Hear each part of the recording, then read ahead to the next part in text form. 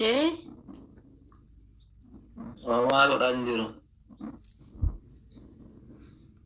as deebi kaa maal godhaarti? Hojiin deemne adda. Eh, Ah? hin deemne. Maa? Jummaa dhaqee Jummaa. Oh, lakka hadhi jummaadha. Nan dheessi. Ijoollee akkam jirti Saadiq fan.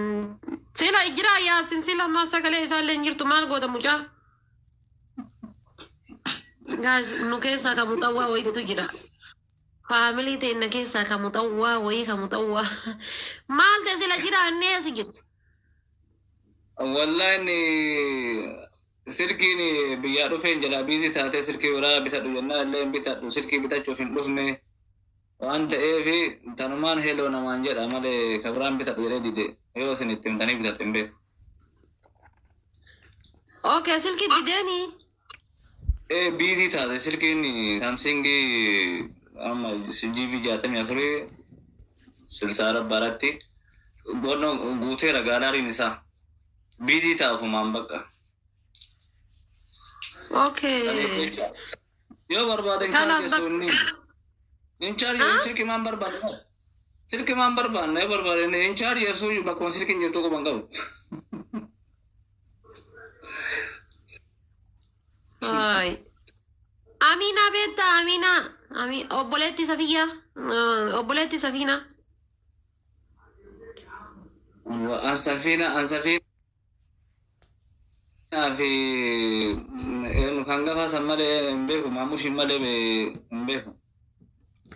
Koota mana masaanuu jira bara Amina takka Amina beektu. Ani wallahi akkasitti hin beeku. Ati beektu mana masaanuuti. No. Yaa mana masaanuuti. Amma tattaa fudhalattu. No, mana masaanuuti yaa akkas na fakkaate jala kana jirti. Yoo silkii barbaadeef Ramadaan haa bitee fi fiduufi. Kiyya kana kenneefi ani galuuf ta'ani miidiyaadha. Maa galtanii miidiyaarraa mafaa ta'e hedduu wal barte maashaallah. Kweli maashaallah. Suuta lubbuu haa? Arragaagaa jedhaani isinitti himaa isintu gorsee nurraa dhoofta arragaagaa jedha. Nu arragaagaani. No jechuun ati suuta bari ispiidiidhaan deemaa jirta maal taate lafee kiyya. Miidiyaa tiktokii akkanatti miti ispiidii baay'een deemaa jirta. Beeffaa oliin kabootaano kamincuuno. Kamincuuno isu waaqaallo ግን ትንሽ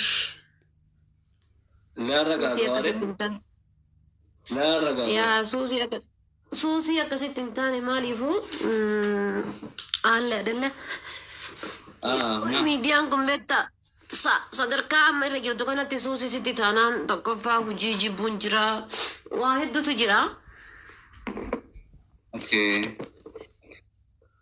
Kanaaf akka suusii sitti ta'uu hin barbaanne. Wallahi amma dhuguma akkuma samuuna kana rabboon xallazeeti namni dhugaa rabbii namni waan gaarii hojjetu inuma jaalatamaa inuma baratamaa yoo bakka gastii kana hin banne bakka hirribuma keessa illee ani hin beeku silkii bakka isin jirtu soba akkanatti. Akkana kun obadaan. Maali hoo nagahuma? Wallahi nagahuma rabbi keerii haa godhu. Maashaallah keerima. Ana malee gadda viidiyoo jechitee deemuun argadeen gadda daancaa fi irratti isin bira dhufee amaanaa rabbii waan biraallee sitti hin dhaamadhu. Kafa keessa illee hin qabne kana argaa illee hin qabne amaanaa rabbii. Yoo namni si tuqe kasi tuqe ofitti hin dhiisin. Garuu hin jiraa yoo wanti baay'ee ka keessaallee sitti himu jira as keessatti nama arrabsin. waan badaadhaan nama biratti akka beekamtuun barbaadu ammallee irra deebi'ee hima. Ani obboleettiin dandee maraattuu na dargitu tun tawaa keessa hin jirre waan badaadhaanii miti kan uummata kana biratti beekame uummanni kun na beekuun.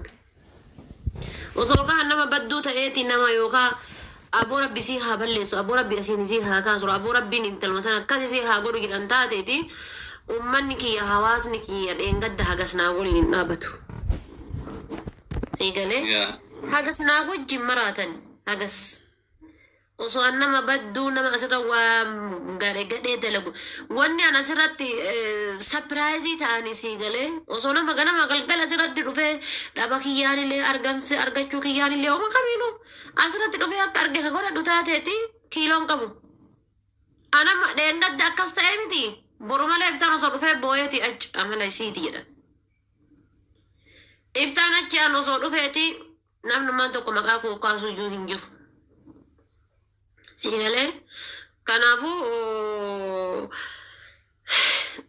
suutumaan wanna jedhishi suutumaan kootu rakkoon qabu yoo idmeen nu jiraate ni dhaqqabna miidiyaa suutumaan kootu silaayyuu faazarii kenna namni maqaa nyaachuudha ilmaan ta'e miidiyaa irra gayyaa ta'e jedhaniini. Maaltu jira beektaa haadhoo koo dhugumaa. Dhugaa baay'ee ittiin simboona sabni Oromoo hundi ittiin simboona maatiin kee hundi ittiin simboonnaa jechuudha. Maafi nama rafiteetii miti dhugaadha. Eenyuun gadi baanii. Zeddoo sila fatiyaa jennamu yoo fatiyaa dhagee kana fatiyaa quba qabdaa ati akka. Wallahi fatiyaa quban qabu. Bilbilli ishii ka dura biyyattis qabus na jalaa badee tiktooki keessa yoo dhagee dubbisu wannoon isii irraan seenu keessan boksiidhaan yoo dhagee barreessu. Akka bakka wanta ittiin deemtee waggaa tokko moo akkamitti hojjattee hin argu banan tiktookin isin quban qabu waan isinii ka isinii warra jirtanii mana isheen isinii godhaan argitanii kanaafi wanni guddaani ammallee rabbi umrii si haa dheeressu. Abi geemi taphannaa yoo si mooyadheetiin jedhe hicciiti jidduu kan keetii fi jidduu naafii jiru na himtaa. Kasongooyyee jechuun amma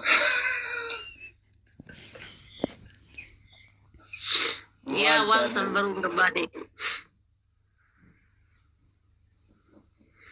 Wanni isin dhokatu hin jiru wallaahi. Wanni si dhosu tokko hin jiru wanni si dhosu tokko rabbiin dhosu jechuudha. Rabbi garuu na argaami wanni si dhosu hin jiru. Hai uummanni sila isaa irra taaftaaf gootanii analiistanii. Uummanni kiyya mana kiyyaa kun gantuu akkam.